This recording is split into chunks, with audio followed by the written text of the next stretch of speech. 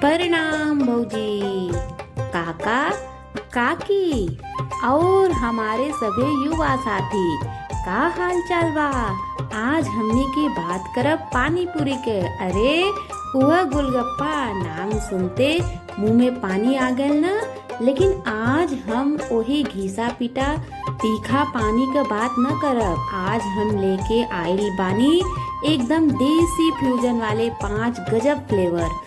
अगर ई फ्लेवर बना लेली तो सब लोग अपन उंगली चाटत रह जाए।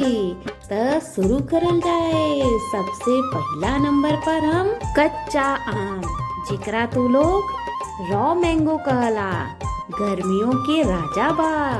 कच्चा आम के पानी बस आम के उबाल ले, ओकर पल्प निकाल ले, काला नमक, भुना जीरा, पुदीना के साथ पीस ली।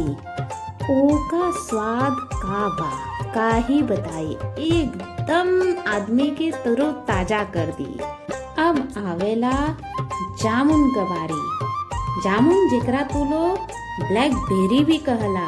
इस सुन के थोड़ा अजीब लागत हुई, बाकी जामुन का पानी जब जीभ पे जाला ना तो एकदम शाही स्वाद देला।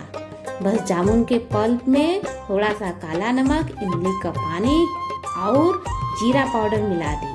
ई स्वास्थ्य के खातिर भी नीमन बा। अब बारी आवला तरबूज क, जेकरा के तू लोग वाटरमेलन भी कहला। ई सबसे रिफ्रेशिंग बा। तरबूज के रस निकाल के ओके छान ली, ओकरा में इमली का पानी और थोड़ा सा चाट मसाला छिड़क दी, काला नमक मिला ली, जीरा पाउडर डाल ली। ई पानी एकदम हल्का और ठंडा लागेला, गर्मी में मजा आ जाई। अब बारी आवेला फालसा का। फालसा का खट्टा मीठा स्वाद, आहा।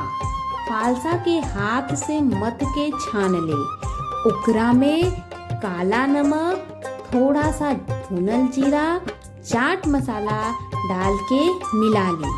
ई पानी जब गोलगप्पा के अंदर जाई ना तब मन झूम उठे। अब बारी बा लीची का। अंत में एकदम रॉयल फ्लेवर। लीची के प्यूरी के हल्का सा काला नमक और भुनल जीरा, इमली के पानी के साथ मिला ली।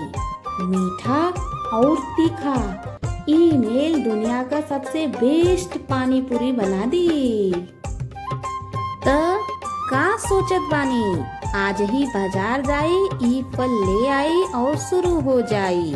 हमरा वीडियो नीमन लागल होए तो लाइक और शेयर जरूर करब। फिर मिलब कौनो नया चटपटा आइडिया के साथ। तब तक खात रही, मस्त रही, पानी पूरी का आनंद लेत रही। धन्यवाद।